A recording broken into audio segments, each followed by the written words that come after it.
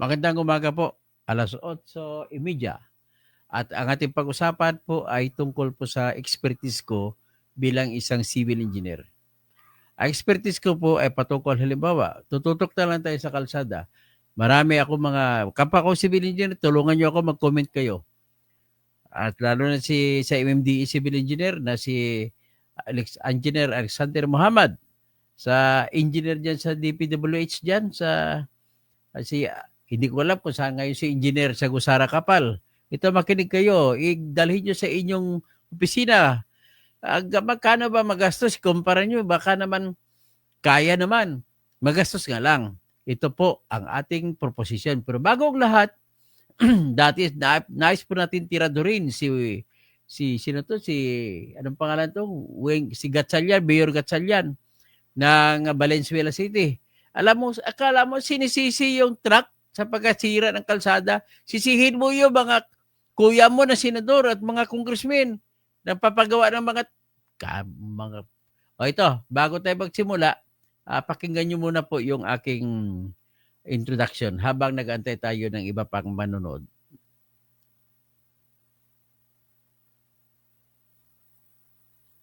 Ito po.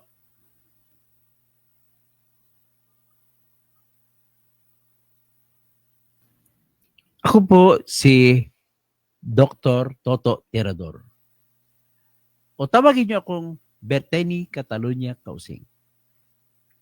Ako po ay nagtapos ng aking abogasiya bilang iskolar ng Maynila sa College of Law ng Pamantasan ng Lungsod ng Maynila noong March 2005. At kumuha ko ng bar exam noong September 2005 na isa sa pinakamahirap na eksaminasyon na nangyari sa bar exam history at ako'y nakapasa kagad. At siyam kaming magkaklase, 8 kami nakapasa. Isang record yan sa panahon na yon. At ako rin po ay gumraduate bilang isang consistent na full scholar sa Mindanao State University, Marawi City noong 1988 sa kursong Bachelor of Science in Civil Engineering. Kaya ako po ay lisensyadong civil engineer din.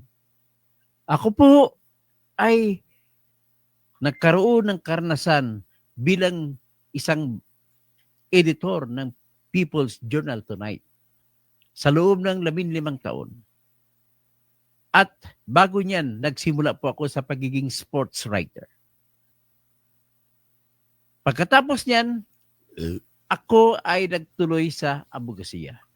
Ito po ang aking karanasan at diyan ko nakukuha ang aking katalinuhan sa pagtingin ng mga issue sa batas at bayan. Kaya po tayo ay umiikot-ikot sa mga issue ng katarungan, katotohanan, at bayan. Kaya samahan niyo po ako sa aking programa. Ay, tika pala. Nais ko lang magiging isang honest na tao.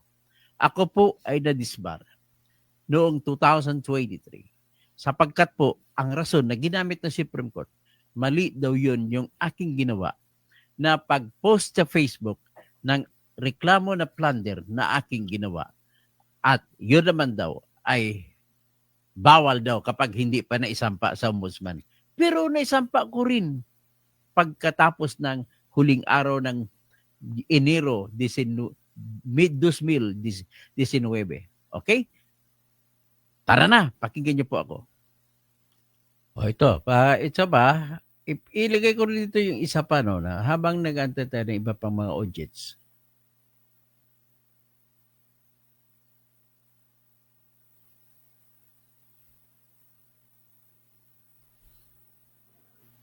Mga kababayan ko, mahal ko kayo lahat. Kaya bigyan ko kayo ng isang kaalaman. Memorize niyo po ito. At ito po ang magsasalba sa inyo sa kahit anong sitwasyon na kayo'y maiipit sa larangan ng batas. Kung minsan kayo'y mahuli ng pulis, ito magagamit ninyo. Kung minsan kayo may tatanggal sa trabaho, ito po magagamit ninyo. Kung minsan kayo ay maaaring mapaparusahan ng kung sino mang mga ahensya ng pamahalaan, ito'y magagamit nyo. Ano po ito? Ito po yung tinatawag na sagradong karapatang pantao na nakaukit sa pinakaunang batas ng ating konstitusyon sa Bill of Rights, kalipunan ng mga karapatang pantao na nagsasabi, no person shall be deprived of life, liberty, or property without due process of law, nor shall any person be denied the equal protection of the law. Kung sa Tagalog pa, walang sinumang tao ang maaring matanggalan ng buhay, mapagkaitan ng kalayaan, at makumpiska ang kayamanan kung hindi dumaan sa proseso ng batas. At walang sinuman ang mapagkaitan ng patas na pagtingin ng batas.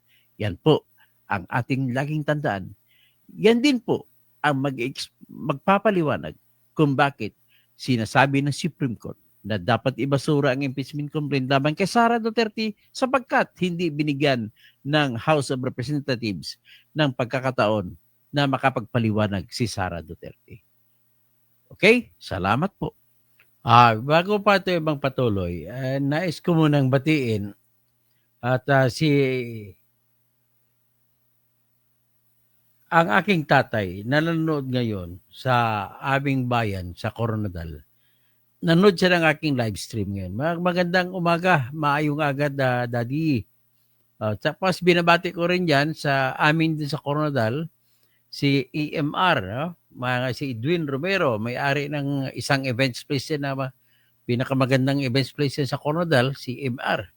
Okay, magandang umaga po sa inyong lahat. Maayong aga sa inyo dira.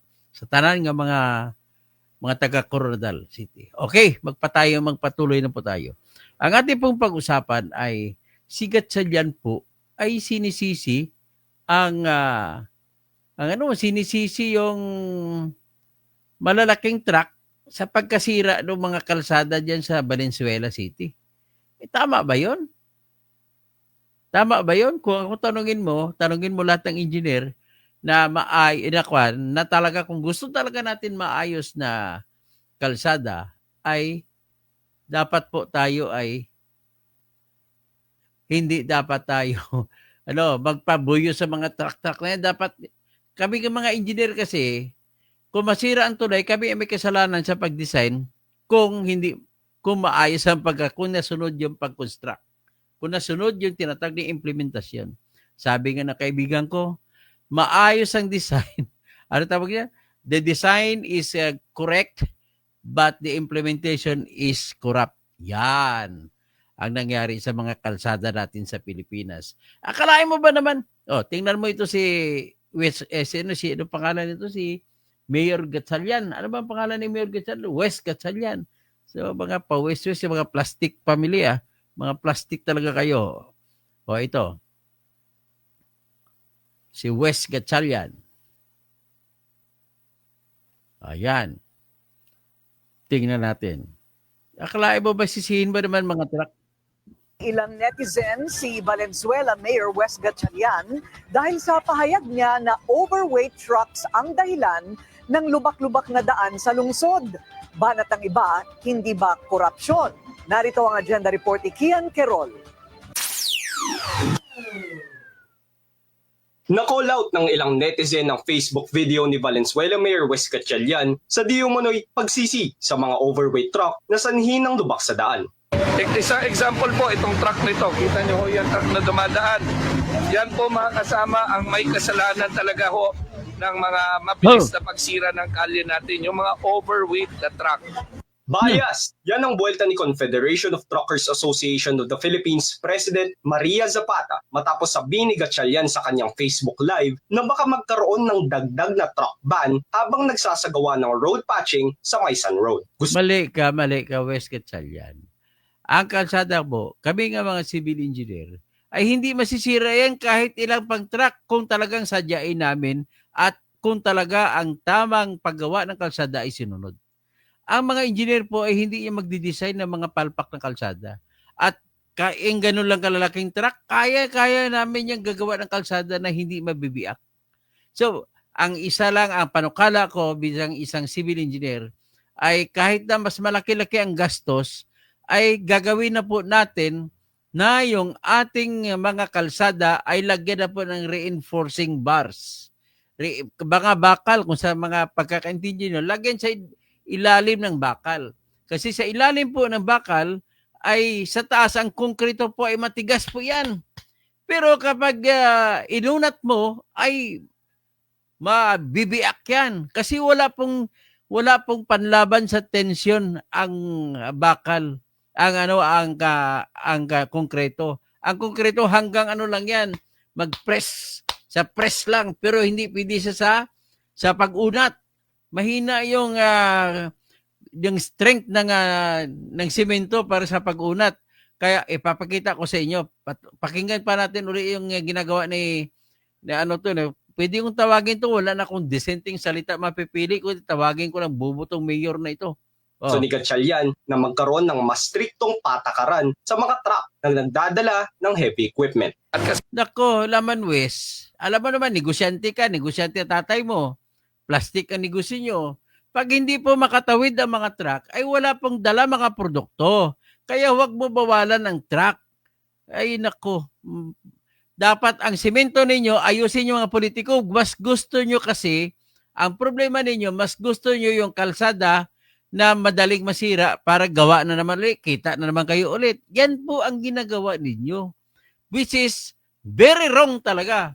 Umpisahan na natin ngayon na lahat ng mga lahat ng kalsada natin, magsagawa natin ng batas na magsagawa ang ating kalsada ay hindi pwedeng gagawin kung walang bakal na reinforcement bars.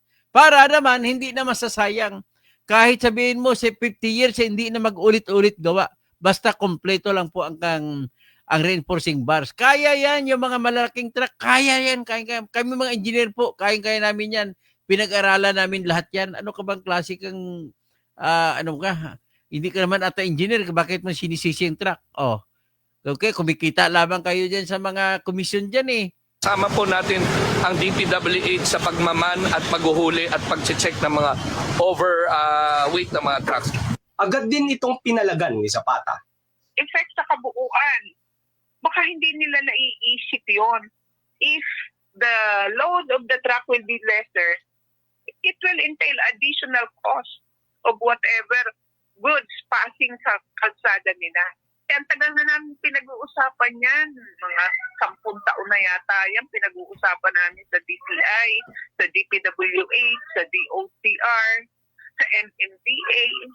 Pero wala naman silang ginagawa.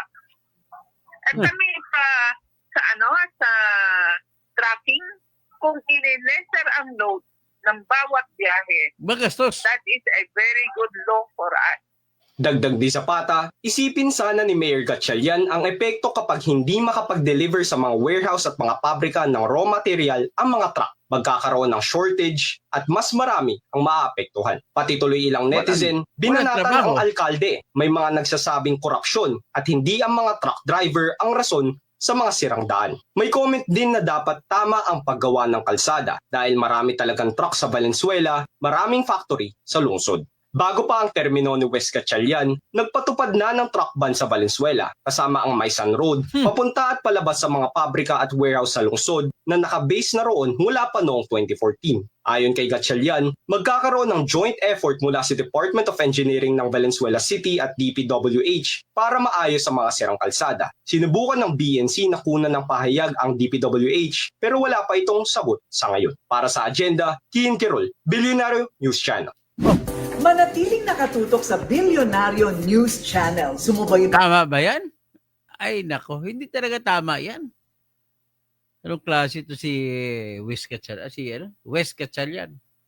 Alam mo, pag-usapan na lang natin ang kalsada. Total, nandyan na yan. Dapat po, kahit medyo mahal ang paggawa ng kalsada kung may bakal, doon na lang tayo magsusolusyon. Yun na lang ang piliin natin. Bakit po? Kasi po, ang kalsada, kahit 50 years, kahit 100 years, kayang abutin ang kalsada na hindi masisira. At paunti-unti, ubusin natin ang lahat ng kalsada sa buong Pilipinas na puro may semento na may tinatawag na reinforcing bars. Sigurado ako matatapos ang lahat ng kalsada sa buong Pilipinas na wala tayong magiging problema. Ang pinaka-problema lang dito kung bakit hindi nila sundin yung ganong sistema, kasi gusto nila marami silang alagang kontraktor. Siyempre, pag masira ang kalsada, may trabaho. Ang gusto na paulit-ulit na mag-billion-billion ang gastos. Kagaya rin yan sa flood control projects na mahirap paulit-ulit nyo lang gagawin ng ganun. Wala na ba kayo naisip na ganun? Kami mga civil engineer po ay hindi po kami papayag na kami ang sisihin kung may overload. Ang ginagawa po namin, kalsada, tulay, hindi pwede yan masisira. Nakukompute namin yan.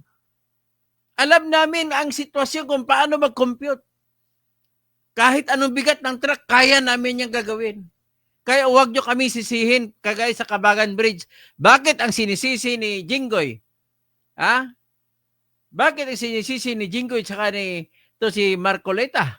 Bakit ang sinisisi nila ay ang mga engineer na nag-design at saka ang sisihin nyo yung mga politiko na nambubulsa ng mga budget kaya tinitipid ng mga engineer. Grabe kayo.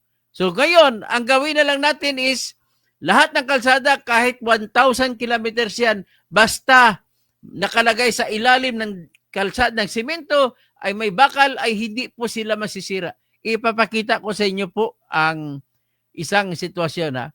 Ito ang isang sitwasyon dito na nakikita natin. O, kita mo, inspection si Secretary Amina Pangandaman. O, anong ginagawa niya? Inspection, hindi ka naman engineer. Wala ka magagawa diyan. Budget, ka lang, magaling ka lang sa budgeting. Pero hindi ka po engineer. Ayun, kababayan ko to, Tagalanaw ito. So, matay na babae, ha? Si Amina. O, yan. Si Amina Pangandaman. Ayan, nakapula. O, yan siya. Ang in-inspection niya daw, sabi niya, nag-inspection siya ay mga contractors. Dapat sinisisi ng contractors. Bakit hindi mo sisihin ang mga politiko? Politiko po dapat sa inyo, hindi mga contractor. Number one kasi ang mga contractor sumusunod na sa politiko. Ang problema pa sa ngayon ay hindi lang ang mga politiko, sila na rin ang contractor. Yan ang pinakamalaking problema dyan. So hindi dapat yan,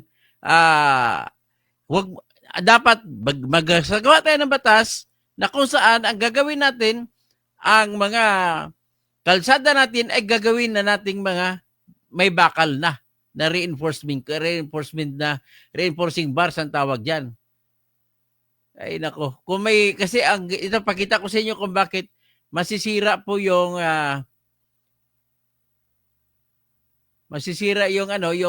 mga kalsada na mga semento lang at walang bakal. Tingnan ninyo.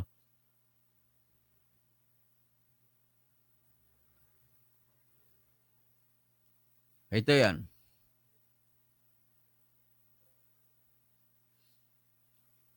Ito. White concrete, ha? I-play natin. I-play natin itong concreting.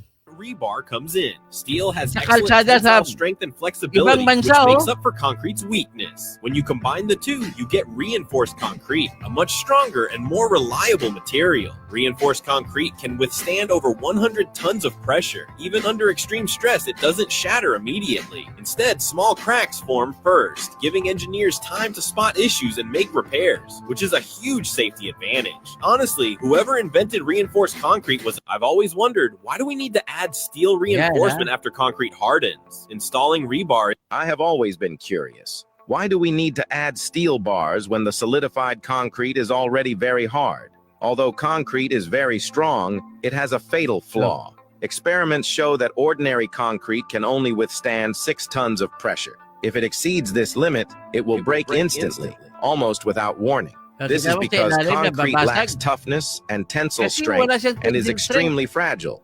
It can withstand compression from above, but cannot cope with tensile force. Building materials often need to resist multiple stresses at the same time.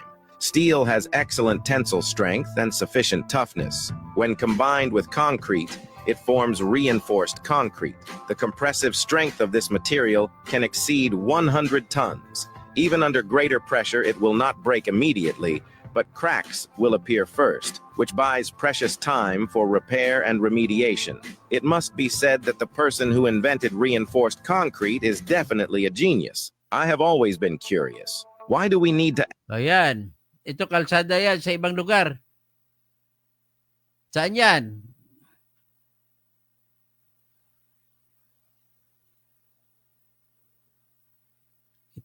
Ito pa.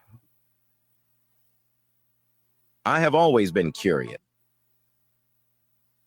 Ito pa.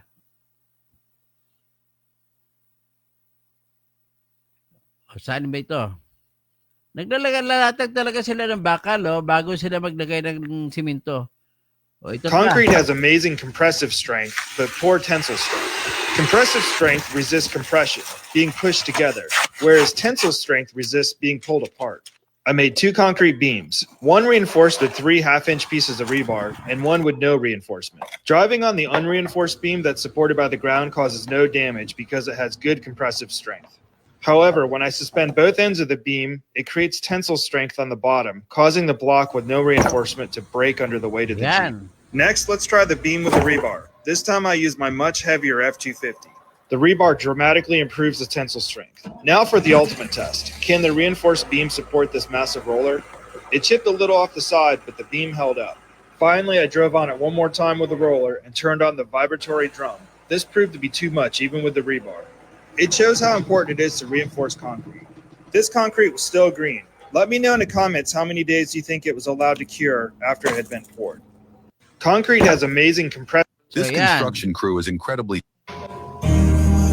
You won't believe what this So anyway, ayan po ang ating presentasyon sa ngayon. Ang objective ko lang dito ay i-educate ko kayo sa tinatawag na concrete bars. Dapat ang ang kalsada natin dapat ay may simento na, may bakal na. Kahit na magastos. Anyway, sa paunti-unti, maubos din ang kalsada sa buong Pilipinas at hindi masisira kahit 100 years. Yan ang aking garantiya dyan.